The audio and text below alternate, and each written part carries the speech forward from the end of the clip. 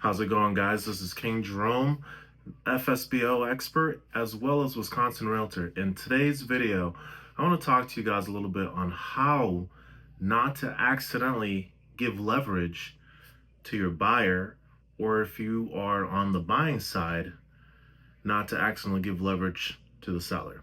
So I want to start off with a story of a situation I had with one of my clients. So recently, without giving out too much information, I'm assisting my client in landing an offer with a nice house. So we're in Wisconsin, in the Midwest, so prices are not too crazy for some properties, right? So this property, it's about, I want to say, a 3-bedroom, 2-bath.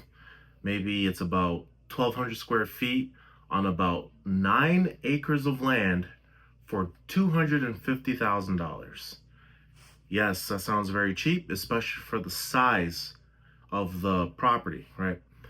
There's some things going on here. So this house will usually appraise at and would usually sell at around $300,000. So some of the information that I've gathered, of course, and part of for my client, which is something you guys need to do as well. Whether you are selling your house and you're trying to get information and stuff from the people who are buying, or if you're on the opposite side and you're trying to buy a house for, by yourself without a realtor, you try to find as much information about the situation as you possibly can, because it can actually end up helping you out a lot.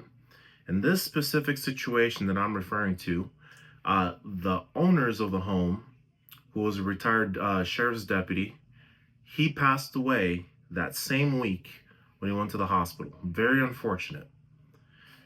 So now, what ended up happening, and this is information that I'm getting from the listing agent, that the family is now scrambling, right, to get in there, to clean it up.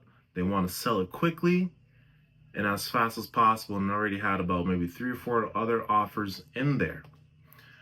So something I suggested to my clients, because one, they may not be, they're probably competing with other people who may already have straight cash in hand, right? My clients are using an FHA loan. So any government-backed loan, and I'm sure many of you guys know this as well. If not, I'll give you a quick rundown.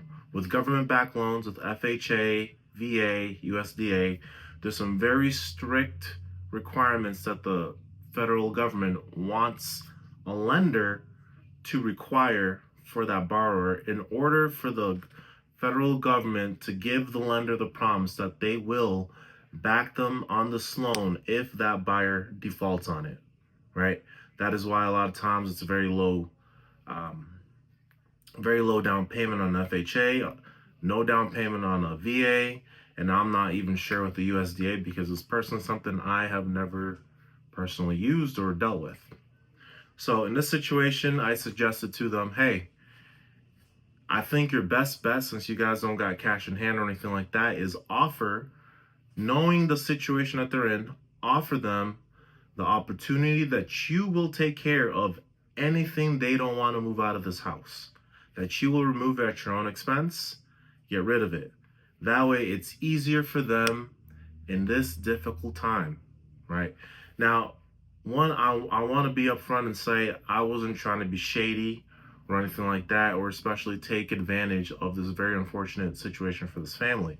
But at the same time, I'm trying to find any possible leverage that I can use in order to give my buyer the leg up.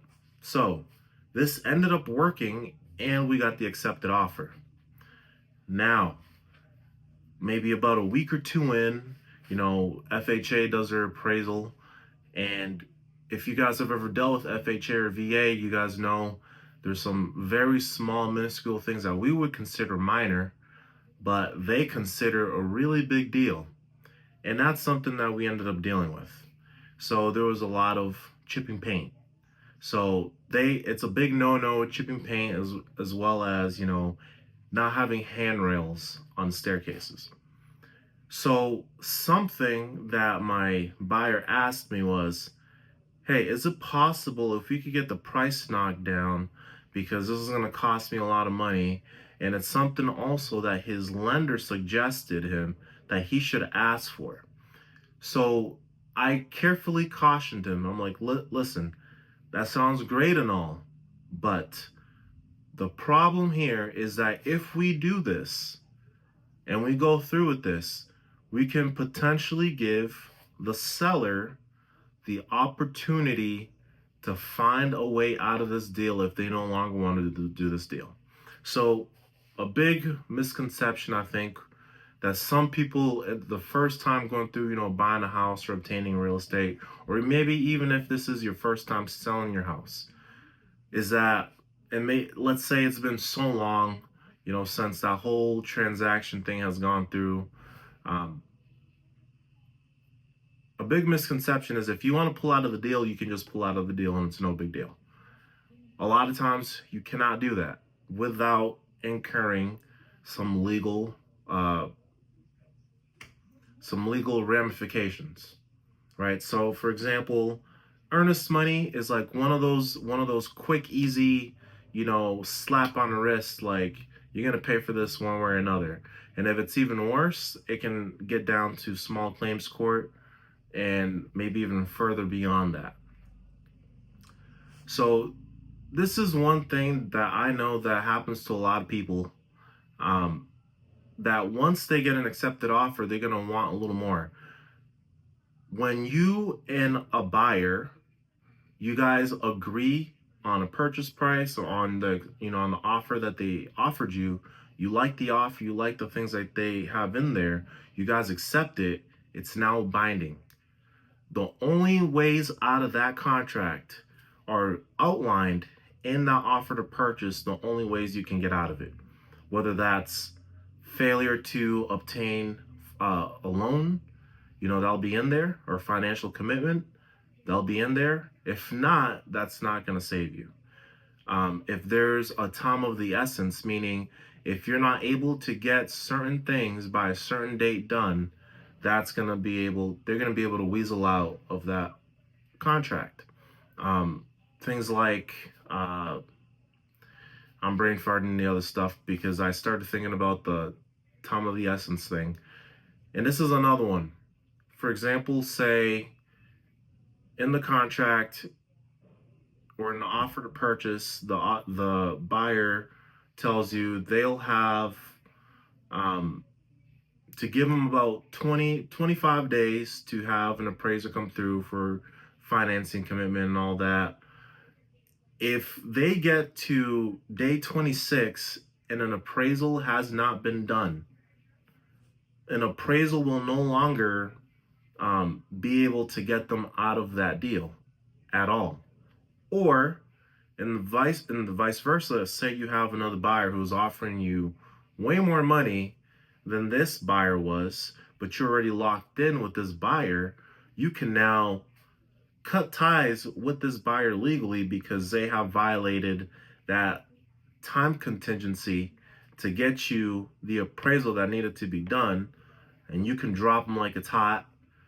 They'll get their, actually, they might not even get their earnest money back on a case like that, but they probably will, because you probably not going to really mind it, because you're getting a better offer over here. But what you need to be aware is that this can happen both ways.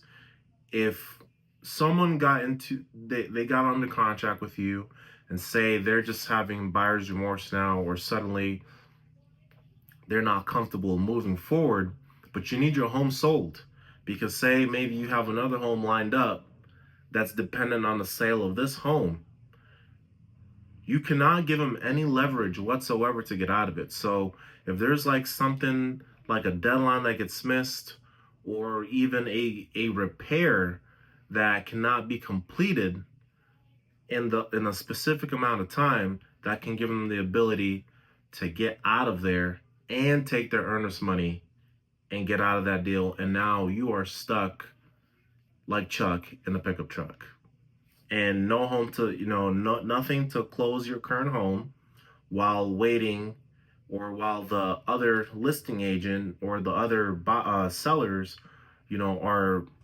blowing up your phone talking about, hey, what's the status? Where's the buyer at? How are things moving? When do you guys plan on closing so you could close on this house? It happens a lot. So that was just a tip, that I wanted to give you guys real quick because it's very common. It happens a lot, and it often gets very, very messy very quickly. So I hope you guys enjoyed this video. I hope this tip was helpful. Make sure you go down in the description below because I always like to offer some kind of download that you can have that can help you out. If you have not watched my masterclass where I talk about how to list, and it's at a high level, I don't go too deep on it, but I pretty much break down the entire steps from A to Z, for whether you're brand new or if you're a seasoned home seller, how to sell your home like I would as a realtor, starting from gathering basic information to listing it, marketing it, how to handle offers, how to handle buyers agents and their demands, and buyers as well, how to protect yourself, and how to handle all the paperwork and what paperwork that you specifically need in order not to get sued and things like that. Make sure you check that out down in the description below. I hope you guys enjoyed this video, like I said, and I'll catch you guys on the next one.